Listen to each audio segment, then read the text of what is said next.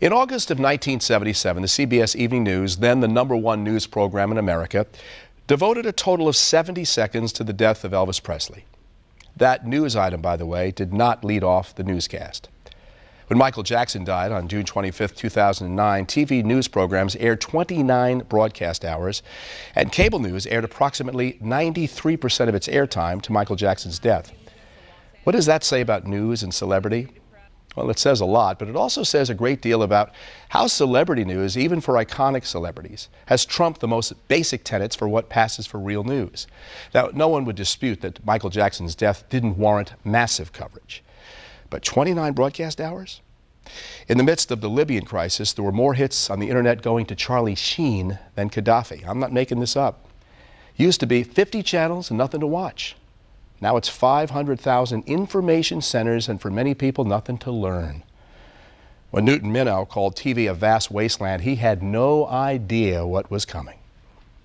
Kids are taught who's sleeping with whom. Not just celebrities, but friends and schoolmates. But they don't run into too much value trading on the net. And you aren't allowed moral indignation anymore. You get dismissed as some puritanical kook howling at the wind. But as Christopher Hedges wrote in his book, The Empire of Illusion, he said, a culture that cannot distinguish between reality and illusion dies, and we're dying now.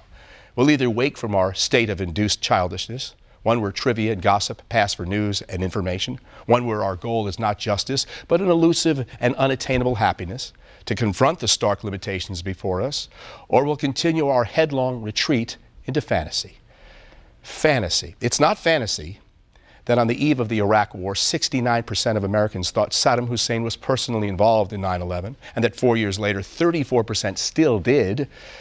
It's not fantasy that 15% of Americans don't know that the earth revolves around the sun, that 45% of Americans cannot name a single branch of government or explain what the Bill of Rights is. 24% couldn't name the country America fought in the Revolutionary War. More than 2/3 of Americans don't know that Roe versus Wade is law. We've got Facebook, Twitter, LinkedIn, Groupon, Yammer, Yelp, Flickr, Ning, and Dig. And what are we really connecting to? The worse reality becomes, the less a beleaguered population wants to hear about it, and the more it wants to distract itself with squalid pseudo-events of celebrity breakdowns and gossip and trivia. No news is good news, it seems, and it is profitable too. But at what cost? I'm Roy Firestone.